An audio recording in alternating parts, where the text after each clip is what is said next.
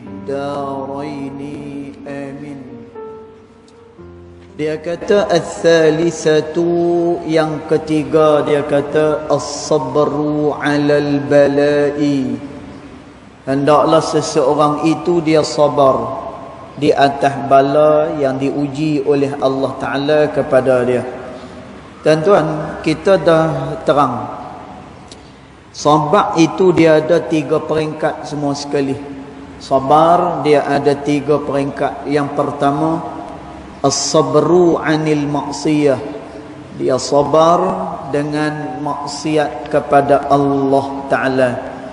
Walaupun maksiat itu bentuknya elok, walaupun maksiat itu lezat, tak dinafikan, dan tuan dia lezat, dia kesenangan ni maksiat.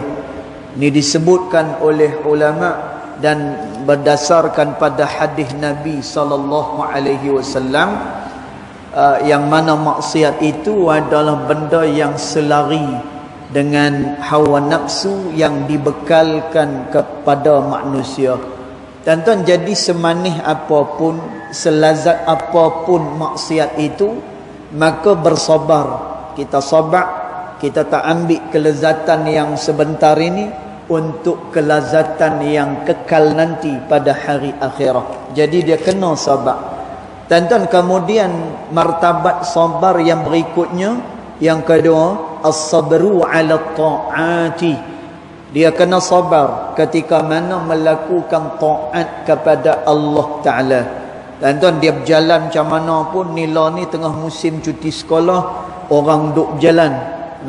Saya pun nak berjalan nanti akhir bulan. InsyaAllah. Tuan-tuan, tapi dia kena sabar. Dia kena sabar. Dia naik kapal terbang, sampai pada waktu dia kena cari tempat untuk dia mendirikan sembahyang. Tuan-tuan, dia naik kereta jauh macam mana sekalipun perjalanan, dia nak sampai cepat macam mana pun kena berhenti. Untuk apa? Mendirikan sembahyang. Dan tuan, dia cari harta sebanyak apa pun harta dia. Bila dah sampai kepada haul dan juga nisab, dia kena bawa keluar sikit, kerana itu adalah zakat yang diwajibkan kepada dia. Dan tuan, dia kena sabar.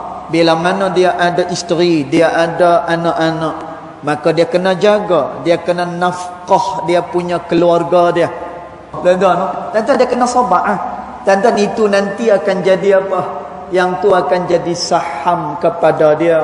Dan tuan, apa-apa juga harta yang dibelanjakan pada jalan Allah Ta'ala, dan tuan kena yakin dan percaya dia akan diberikan gantian oleh Allah Ta'ala dengan yang lebih baik daripada apa yang dia belanjakan. Dan tuan, jadi dia kena taatlah. Dia kena sabar dengan ketaatan itu. Jalan jauh kena berhenti, nak sampai cepat macam mana kena berhenti. Pasal apa? Kerana nak mendirikan sembahyang. Harta banyak mana sekalipun ada zakat yang wajib atas dia. Kemudian dia ada keluarga, dia nakkan ketenangan dalam keluarga dia. Dan tuan, wajib nafkah dekat atas dia. Isteri dia kena sabar dalam taat kepada suami dia, kerana suami, pasangan dan sebagainya. Dan tuan, jadi kerana tu ulama kata yang kedua sabar atas taat. Malam ni kita tengok pula yang ketiga, as-sabru 'alal bala, iaitulah sabar di atas segala bala yang Allah uji kepada dia. Maka kata pengarang kitab ni, wa minal ma'lum anna darad dunya, dan kita sedia maklum, dia kata bahawasanya darud dunya, bahawasanya dunia ini, daru betila, ianya adalah tempat ujian, wafitan, dan dia adalah tempat fitnah, wala tantahi, dan ianya tidak akan berakhir. Dan tuan, tolong terima ni, yang ni tolong redha hak yang ni.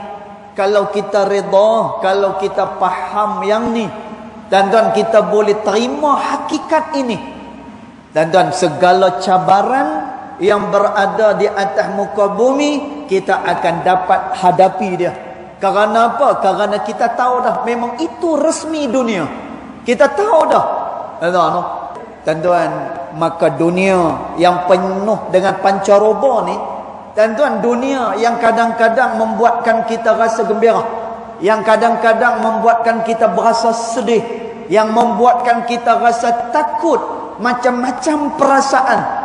Tuan-tuan tengok apa pengarang kitab ni kata, an-darad dunia, sesungguhnya dunia itu daru betila, ianya adalah tempat ujian Allah Ta'ala, wa fitan, dan ianya adalah tempat fitnah, kata ulama. Tuan-tuan, ni keadaan dunia. Tuan-tuan, nanti kita akan tengok apakah dia ujian Allah Ta'ala kepada kita manusia.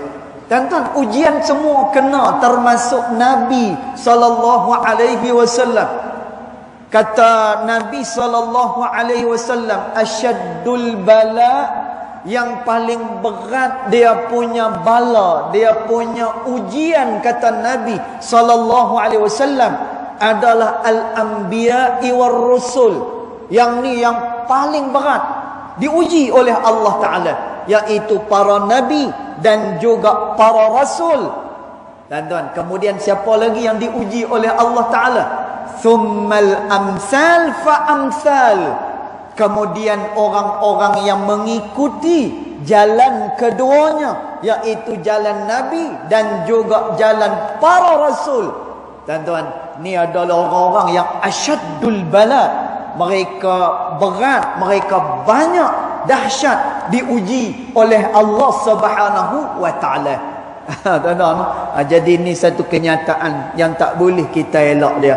Baik, maka kata pengarang, wala tantahi, dan dia tak akan berakhir. Tuan-tuan, dia tidak akan berakhir selagi mana kita hidup, selagi itu diuji.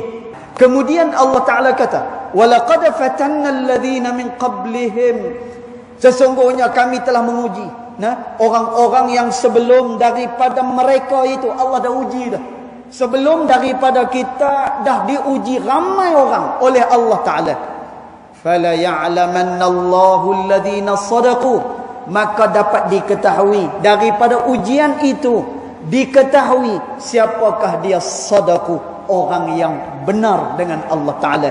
Wala ya'lamanna al-kadhibin, dan diketahui siapakah pula orang-orang yang berdusta kepada Allah Subhanahu wa Ta'ala. Tuan-tuan, ayat ni Allah Subhanahu wa Ta'ala nak peringat pada kita. Bila mana diuji oleh Allah Ta'ala, kita golongan mana? Sadaqu ataupun daripada golongan kadhibin, golongan yang benar, ataupun daripada golongan orang yang berdusta kepada Allah Subhanahu wa Ta'ala.